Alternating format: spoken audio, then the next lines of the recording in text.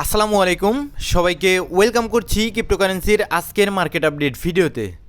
Panic panic আর panic. Crypto মার্কেটে বর্তমানে extreme লেভেলের প্যানিক। আসলে যখন আপনার সময় খারাপ যায় তখন সব দিক থেকেই খারাপ কিছু শোনা যায়। এমনিতেই ক্রিপ্টো মার্কেটের অবস্থা বর্তমানে খুব বেশি ভালো নয়, তার উপর আবার আমরা যে আশঙ্কাটায় ছিলাম অনেক দিন ধরে, ঠিক সেটাই কিন্তু মার্কেটে হয়েছে। ইসরায়েল এবং আমেরিকা যৌথভাবে ইরানের উপর ঝামেলা সৃষ্টি করেছে। সো আমি বেশ কিছুদিন ধরে আপনাদের বলার চেষ্টা করেছিলাম ইরান এবং ইউএসের ঝামেলাটা যে কোনো উইকেন্ডে হতে পারে। এর একমাত্র কারণ হিসেবে ডোনাল্ড ট্রাম্প কখনোই চায় না যে তাদের স্টক মার্কেটের উপর কোনো ঝয় ঝামেলার প্রভাব পড়ুক। সো অ্যাকুরেট একদম উইকেন্ডের সময় ঝামেলাটা সৃষ্টি হলো। এতে ইউএস স্টক মার্কেটের ওপর প্রভাব পড়ার সুযোগ কিন্তু খুব একটা বেশি এখন পর্যন্ত নেই, যতক্ষণ পর্যন্ত না উইকেন্ড শেষ হচ্ছে। কিন্তু আমাদের বেবি মার্কেটে এর প্রভাব পড়া অলমোস্ট কিন্তু শুরু হয়ে গিয়েছে। তো যাই হোক, আজকের ভিডিওতে আমরা বিটকয়েনের ইমার্জেন্সি বড় ধরনের সাপোর্ট লেভেল দেখব, যেটা ব্রেকডাউন দিলে বিটকয়েন আরও ফ্রি ফল হতে পারে। কারণ আপনারা জানেন বিটকয়েন স্টিল কিন্তু বটম স্ট্রাকচার ফর্ম করেনি। 2 নাম্বার, মার্কেটের গুরুত্বপূর্ণ জরুরি নিউজগুলো কভার করব। ভিডিও শুরু করার আগে একটি ডিসক্লেমার, এই ভিডিওটি শুধুমাত্র একটি এডুকেশনাল ভিডিও, কোনো ফাইন্যান্সিয়াল অ্যাডভাইস নয়, শুধুমাত্র একটি এডুকেশনাল ভিডিও। যারা স্টিল আমাদের টেলিগ্রাম চ্যানেলটিতে জয়েন করেননি তারা অবশ্যই আমাদের ভিডিও ডিসক্রিপশন বক্সে টেলিগ্রাম চ্যানেলের লিঙ্ক পেয়ে যাবেন। অবশ্যই আমাদের টেলিগ্রাম চ্যানেলটিতে জয়েন করে নেবেন আর ভিডিওতে লাইক দিবেন, কিপটামি করবেন না। লাইক না দিলে আমি কিন্তু ডোনাল্ড ট্রাম্পের সাথে যোগাযোগ করতে বাধ্য হব। সো ভিডিওর একদম প্রথম পার্টে জরুরি নিউজগুলো আমরা কভার করব, দেন টেকনিক্যালি অ্যানালাইসিস করে বিটকয়েনের জরুরি সাপোর্ট লেভেল আইডেন্টিফাই করব।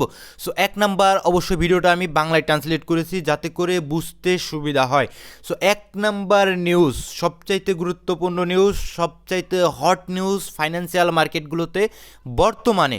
সো ট্রাম্প বলেছেন মার্কিন সেনাবাহিনী ইরানে বড় ধরনের যুদ্ধ অভিযান শুরু করেছে। শব্দটা দেখুন, বড় ধরনের যুদ্ধ অভিযান শুরু করেছে। তো বোঝাই যাচ্ছে তারা বড় সড়ো প্রস্তুতি নিয়েই কিন্তু বিষয়টা হ্যান্ডেল করার চেষ্টা করছে। সো গুরুত্বপূর্ণ দিক এখানে নোট করা রয়েছে। 1 নাম্বার গুরুত্বপূর্ণ দিক, মার্কিন প্রেসিডেন্ট ডোনাল্ড ট্রাম্প নিশ্চিত করেছেন যে ইরানের বিরুদ্ধে মার্কিন সামরিক অভিযান চলছে। একদম কে নিশ্চিত করেছেন? মার্কিন প্রেসিডেন্ট ডোনাল্ড ট্রাম্প, ঠিক আছে। এবং 2 নম্বরে ইরানি কর্মকর্তারা রয়টার্সকে জানিয়েছে দক্ষিণ তেহরানের বেশ কয়েকটি মন্ত্রণালয়কে লক্ষ্যবস্তু করা হয়েছে। কে এ বিষয়টা আসলে নিশ্চিত করেছে? ইরানি কর্মকর্তারা। অর্থাৎ 2 দিক থেকে কিন্তু আমরা কনফার্মেশন পেয়ে গেলাম, ঠিক আছে। এবার ইসরায়েলি সেনাবাহিনী জানিয়েছে যে তারা ইরান থেকে ইসরায়েলের দিকে আসলে ছোড়া ক্ষেপণাস্ত্র শনাক্ত করছে। অর্থাৎ ইসরায়েলি সেনাবাহিনী কনফার্ম করেছে যে ইরানও কিন্তু বসে নেই, তারাও কিন্তু আসলে তারাও কিন্তু আসলে ক্ষেপণাস্ত্র শনাক্ত করছে। তারাও ক্ষেপণাস্ত্র কিন্তু ইসরায়েলের দিকে ছোড়ার চেষ্টা করছে। অর্থাৎ এখানে কিন্তু একদম পুরোদমে একটা ঝামেলা ক্রিয়েট হয়ে গিয়েছে মধ্যপ্রাচ্যে। তো বেশ কিছু আনসার্টেনিটি কিন্তু মার্কেটে ক্রিয়েট হয়ে গেছে, আমি অবশ্যই ডিটেলসে আসবো, ঠিক আছে। সো এইবার 1 নাম্বার প্রশ্ন হলো এই ঝামেলা কতদিন চলবে এবং এর প্রভাব বিশ্বব্যাপী, এর ইফেক্ট কেমন হবে? তো একদম সহজ সরল উত্তর হলো এই ঝামেলা কতদিন চলবে আমরা কেউ বলতে পারবো না, ঠিক আছে। তবে আমার ব্যক্তিগত অভিমত হলো খুব বেশি দিন চলার কথা না, অথবা জিওপলিটিক্যাল বিভিন্ন কারণে খুব বেশি দিন এটা চলাও কিন্তু সম্ভব না। সো এইবার দ্বিতীয় প্রশ্ন হলো এবার বিশ্বব্যাপী এর ইফেক্ট কেমন হবে, এটা আমাদের জন্য জানা অত্যন্ত জরুরি, খুবই জরুরি, ঠিক আছে। সো আমার ব্যক্তিগতভাবে মনে হয় এর ইফেক্ট আসলে আমাদের ওয়ার্ল্ডে পুরো বিশ্বব্যাপী খুব খুব খুব বেশি হবে, ঠিক আছে, এবং খুব বেশি ভালো হবে না, ঠিক আছে। কারণ আপনি আসেন, আপনি বসেন এবং আপনি দেখেন ইরানের সাথে কোনো ধরনের কোনো ঝয় ঝামেলা হলেই কিন্তু আমাদের ক্রুড অয়েলের প্রাইসের আসলে ইনক্রিজ হয়, ক্রুড অয়েল বৃদ্ধি পায়, আমাদের তেলের দাম বৃদ্ধি পায়। ফলশ্রুতিতে পুরো বিশ্ব অর্থনীতিতে এর প্রভাব পড়ে। কারণ কি কারণ তেলের দাম বাড়লে পুরো বিশ্ব অর্থনীতিতে প্রভাব পড়ে কেন? কারণ অয়েলের দাম বাড়লে নিত্য প্রয়োজনীয় প্রতিটা জিনিসের দামই কিন্তু বেড়ে যায়, ঠিক আছে। ফলশ্রুতিতে ইনফ্লেশন অ্যান্ড ইনফ্লেশন বৃদ্ধি পায়। এর ফলে পুরো বিশ্বে কিন্তু প্রভাব একটা পড়ে, ঠিক আছে। আর 2 নম্বর আমাদের বেবি মার্কেটে, ঠিক আছে, আমাদের বেবি মার্কেটে এর ইফেক্ট কেমন হয়, ঠিক আছে। সো এক কথায় খুবই খারাপ হয়। আমাদের মতো যে সমস্ত রিস্কি অ্যাসেট রয়েছে ক্রিপ্টোর মতো, এই সমস্ত রিস্কি অ্যাসেটে কোনো ঝয় ঝামেলা নিউজ আসলেই খুবই খারাপ প্রভাব পড়ে। কারণ আনসার্টিনিটি যখন মার্কেটে আসে তখন সকলেই ট্রাই করে তাদের যে রিস্কি ইনভেস্টমেন্ট রয়েছে সেগুলো থেকে তারা আস্তে করে সেল দিয়ে কোনোভাবে বেঁচে একদম সেফ অ্যাসেটের দিকে চলে যায়। এটা আপনি হলেও তাই করতেন, ঠিক আছে। কোনো ঝয় ঝামেলা যদি দেখতেন কোনো একটা এলাকায় কোনো ঝয় ঝামেলা, আপনি ওই এলাকায় ব্যবসা করার মতো রিস্ক নিতেন না। সেমভাবে ভাই, যখন আসলে বিশ্বব্যাপী কোনো আনসার্টেনিটি ক্রিয়েট হয় তখন কিন্তু যারা রিস্কি অ্যাসেটের মধ্যে টাকা রাখে তারা কিন্তু সবার প্রথম ট্রাই করে যে আমার ওই রিস্কি ওই প্রোডাক্টটা আমি সেল মেরে আমি আস্তে করে আমার টাকাটা হাতে রাখি। একদম পরিষ্কার অ্যানালাইসিস, একদম বাচ্চারাও বুঝবে। দ্যাটস ওয়াই এই একটি মাত্র কারণে, এই ঝয় ঝামেলার কারণে আমাদের সবার প্রথম ক্রিপ্টোকারেন্সি মার্কেটে এর কিন্তু প্রভাব পড়ে। আর সেফ অ্যাসেট গোল্ড সিলভার এগুলো কিন্তু স্বাভাবিকভাবেই বৃদ্ধি পাবে, অয়েল বৃদ্ধি পাবে, বন্ড বৃদ্ধি পাবে। যখন এই ধরনের ঝয় ঝামেলা সৃষ্টি হয় তখন মানুষ ট্রাই করে সেফ অ্যাসেটের দিকে ঝোঁকা। সো 2 নম্বরে দেখুন US Israel lunch attacks. US এবং ইসরায়েল একত্রে মানে দুজনে মিলে ইরানের উপরে ঝামেলা ক্রিয়েট করছে, তো এটাই বলা হচ্ছে। অ্যান্ড আরেকটা কথা, ইউএস এবং ইরানের যে ঝামেলাটা এতে কিন্তু মধ্যপ্রাচ্যে যে আরও ভাই বিস্তার হতে পারে, ঠিক আছে। কারণ মধ্যপ্রাচ্যে যেই সমস্ত দেশে আসলে ইউএসের মিলিটারি বেস রয়েছে ওই সমস্ত দেশও কিন্তু বর্তমানে খুব বেশি নিরাপদে আছে বলে আমার কাছে মনে হয় না। যদি কোনো এটা দেখা যাক ভাই, এটার একমাত্র উত্তর আমি বললাম যে এটা কত দূর গড়াবে এখন পর্যন্ত আমরা কিন্তু স্টিল বলতে পারছি না। অবশ্যই আমাদের নিউজের উপর নজর রাখতে হবে, তবে আমরা এক্সপেক্ট করব, আমরা আশা করব যে এটা খুব দ্রুতই কিন্তু সমাধান হয়ে যাবে। যদি সমাধান হয় সেক্ষেত্রে কিন্তু গোল্ডের প্রাইস ফল ডাউন করবে। যদি দেখেন কোনো এই ঝামেলা নিয়ে কোনো ভালো নিউজ এসেছে যে তারা ডিল করছে কিংবা সমাধানের পথে বসছে, তখন দেখতে পাবেন যে গোল্ডের প্রাইস কিন্তু নিচের দিকে পড়ে যাবে, অয়েলের প্রাইস নিচের দিকে পড়ে যাবে। অন্যদিকে আমাদের ক্রিপ্টোকারেন্সি মার্কেট কিন্তু সামান্য হলেও ভালো করার চেষ্টা করবে কোনো এই ঝয় ঝামেলা নিয়ে ভালো নিউজ আসলে, ঠিক আছে।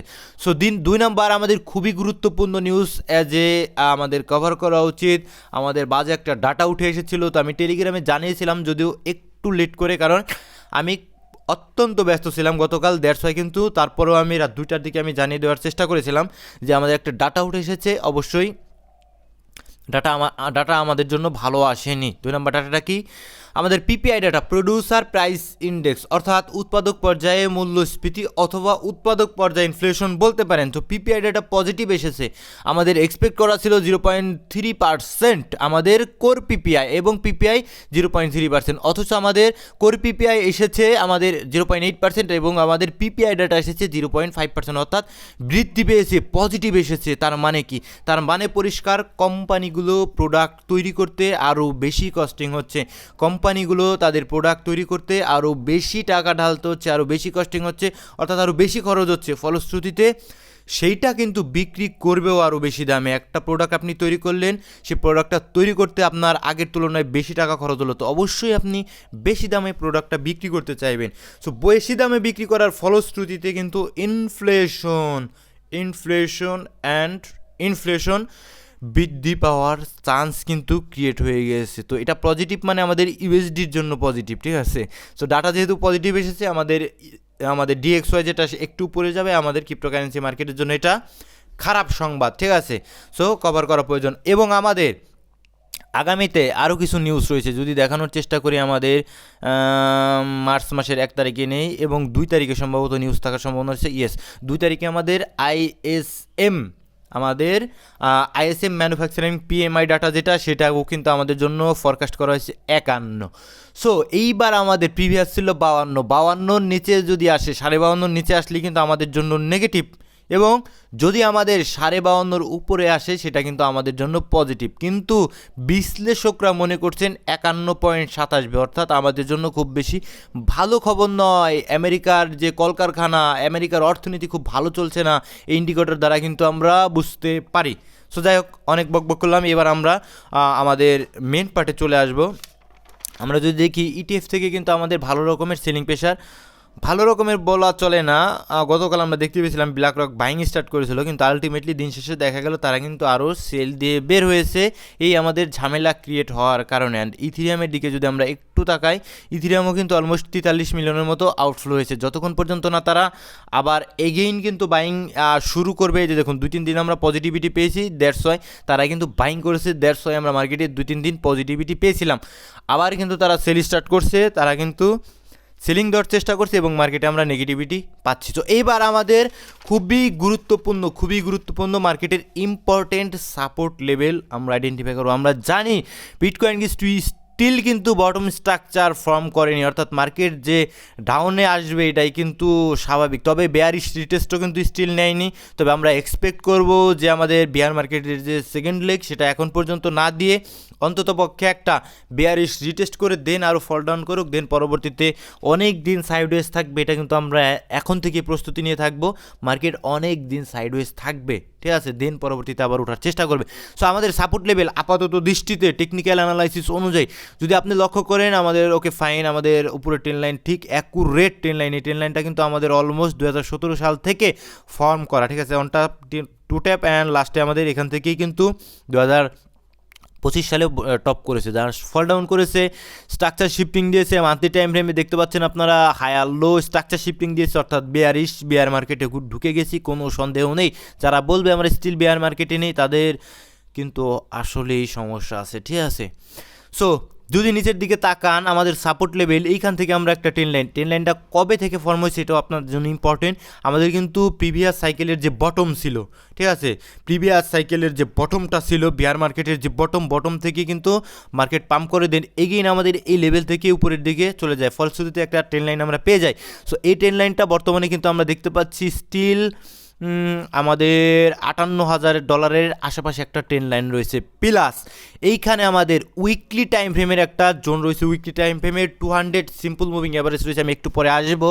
$58,000 আশপাশে এই লেভেলটা, এবং আমাদের 0.618 ফিবোনাকির আমাদের পুরো মানে এই সাইকেলের যে লেভেলটা, আমরা সুইং লো থেকে সুইং হাই পর্যন্ত ফিবোনাকি ড্র করব, যে লেভেলটা আমরা যদি টানি সেক্ষেত্রে আমরা সেই অলমোস্ট $58-59,000 আশপাশেই কিন্তু $57,000 আশপাশে আমাদের 0.618, অর্থাৎ পরিষ্কারভাবে 57,000 থেকে $59,000 আশপাশে আমাদের লঙ্গার টাইম ফ্রেমের যে সাপোর্ট, ঠিক আছে, সেটা কিন্তু থাকবে। এবং সেই সাথে আমরা যদি এইখানে পরিষ্কারভাবে আমাদের যে আরএসআই রয়েছে, আরএসআইতে একটা ট্রেন লাইন ড্র করি এবং আমরা যদি টেমপ্লেটে ট্রেন লাইনটা লিখে দেওয়ার চেষ্টা করি, সেক্ষেত্রে পরিষ্কারভাবে দেখবেন আমাদের কিছুটা আর অল্প একটু সেলিং প্রেশার পেলেই কিন্তু আমাদের একদম ট্রেন লাইন, মান্থলি ট্রেন লাইনের সাপোর্টের কাছাকাছি পৌঁছে যাবে।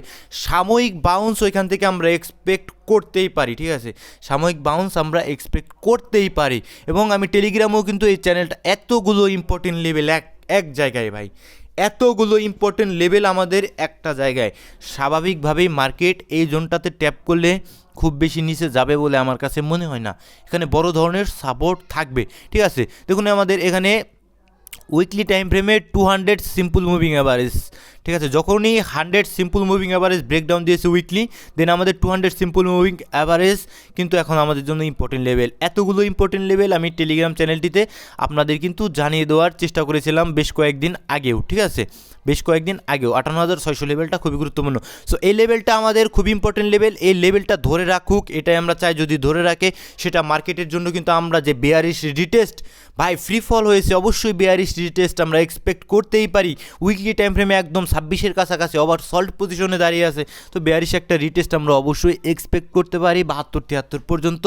তো অবশ্যই কন্ডিশনাল আমাদের এই জোন লেভেলটা ধরে রাখতে হবে। শর্টার টাইম ফ্রেম অ্যানালাইসিসে এই মুহূর্তে যদি আসি, আমরা প্রথমত আমাদের শর্টার টাইম ফ্রেম অ্যানালাইসিসে আসলে মনোযোগ দিতে হবে। যদি দেখেন আমরা এখানে একটা 10 লাইনের মধ্যে রয়েছি, ঠিক আছে। সো আমরা উপরের দিকে যাব। ডেইলি টাইম ফ্রেমে যদি আমরা একটা জোন মার্ক করি, অবশ্যই মার্ক করাই রয়েছে আমাদের এই যে 71,000 74,000 ডলারের আশপাশে। তো এই লেভেল পর্যন্ত আমরা ততক্ষণ পর্যন্ত যাব না যতক্ষণ পর্যন্ত আমাদের এখানে ফলিংয়ের যে প্যাটার্নটা রয়েছে, আমাদের উপরের যে 10 লাইন রেজিস্ট্যান্স রয়েছে, এই রেজিস্ট্যান্সটাকে যতক্ষণ পর্যন্ত না ব্রেকআউট দিচ্ছে। তো এইবার আমাদের দেখার বিষয় একটা জিনিস, ঠিক আছে, যে দেখতে পাচ্ছেন ফলিং ওয়েজ প্যাটার্নের মধ্যে রয়েছে, যদি আমাদের নিচেরটা টেস্ট করে লাইক 61 60, এইটা টেস্ট করে বাউন্স ব্যাক করতে হবে। যদি বাউন্স ব্যাক না করে আরও ব্রেকডাউন দিয়ে দেয়, 4 ঘন্টার টাইম ফ্রেমের কয়েকটা ক্যান্ডেল যদি আমাদের 10 লাইনের নিচে ক্লোজ দেয় এবং রিটেস্ট করে, দেন 10 লাইনটা একদম আলটিমেটলি আরও ফ্রি ফল হতে পারে, ঠিক আছে, আরও ফ্রি ফল হওয়ার সম্ভাবনা রয়েছে। আর যদি আমরা উপরের দিকে দেখতে পাচ্ছি যে অলমোস্ট 3টা ট্যাপ কমপ্লিট করছে, অর্থাৎ উপরের যে আমাদের রেজিস্ট্যান্স যেটা, সেটা কিন্তু অলমোস্ট আমাদের উইক হয়ে গিয়েছে। আর এই জায়গা আমরা দেখতে পাচ্ছি যে নিচের 10 লাইনটা 2টা ট্যাপ করেছে। ভালো মতো বোঝার চেষ্টা করবেন, আমি নিজের ভিতরে কোনো কিছুই রাখি না, আপনাদের কিন্তু সমস্ত কিছুই একদম দিয়ে দেওয়ার চেষ্টা করি। তো নিচের দিকে 2টা ট্যাপ করেছে, রাইট। সো এটা কিন্তু স্টিল এখন পর্যন্ত স্ট্রং আছে। যদি এখানে ট্যাপ করে 61,000 ডলার আশপাশে, তো মার্কেট কিন্তু উপরের দিকে যাওয়ার সম্ভাবনা থাকবে সিম্পলভাবে, ঠিক আছে, সম্ভাবনা থাকবে। যদি উপরেরটা ব্রেকআউট দিতে পারে, কন্ডিশন যদি উপরেরটা ব্রেকআউট দিতে পারে, দেন মার্কেটে কিন্তু আমরা আলটিমেটলি বেয়ারিশ রিটেস্ট পাবো। যতক্ষণ পর্যন্ত না ব্রেকআউট না দিবে, বেয়ারিশ রিটেস্ট পাবো না, ইজি ইস্যু, ঠিক আছে, অত পেছানোর কিছু নেই।